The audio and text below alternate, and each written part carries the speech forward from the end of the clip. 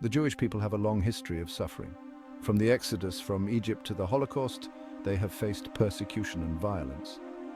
Why? This is the question that haunts us, especially on Yom Kippur, the Day of Atonement. Is this the fate of God's chosen people? We remember the pogroms, the forced conversions, the ghettos, and the death camps. Each tragedy leaves us asking, where was God?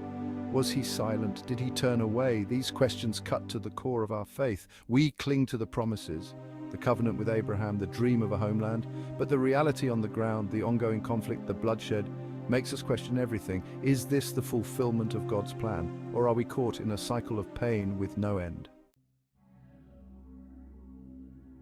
The land of Israel, the promised land, is at the heart of this struggle.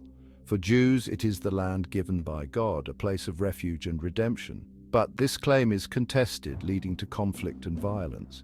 The modern state of Israel, born from the ashes of the Holocaust, was meant to be a safe haven, but it has been embroiled in wars and terrorism since its inception. The dream of peace seems elusive, replaced by a cycle of violence. The Gaza Strip, a small territory controlled by Hamas, is a flashpoint.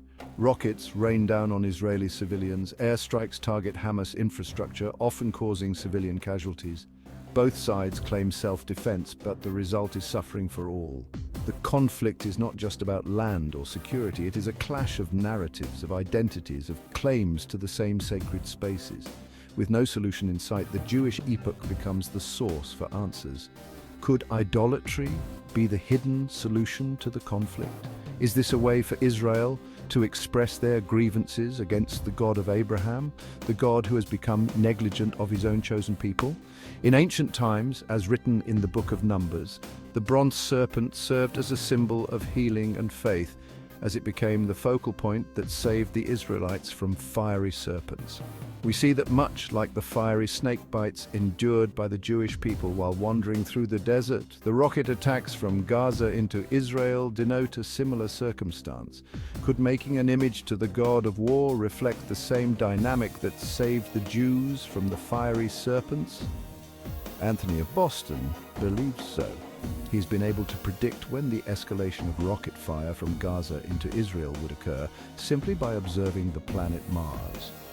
Mars, which helped the Romans destroy the Jewish temple in AD 70, now serves as a celestial warning. Even the sages considered Mars the arch-enemy of God's chosen people.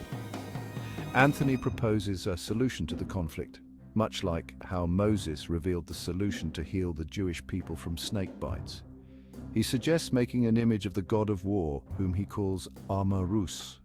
Like the bronze serpent, it would serve as a symbol of healing and protection for the Jewish people. This solution becomes the final resort for peace. Will the inhabitants of Israel pay heed to this proposition and finally push back against the God of Abraham?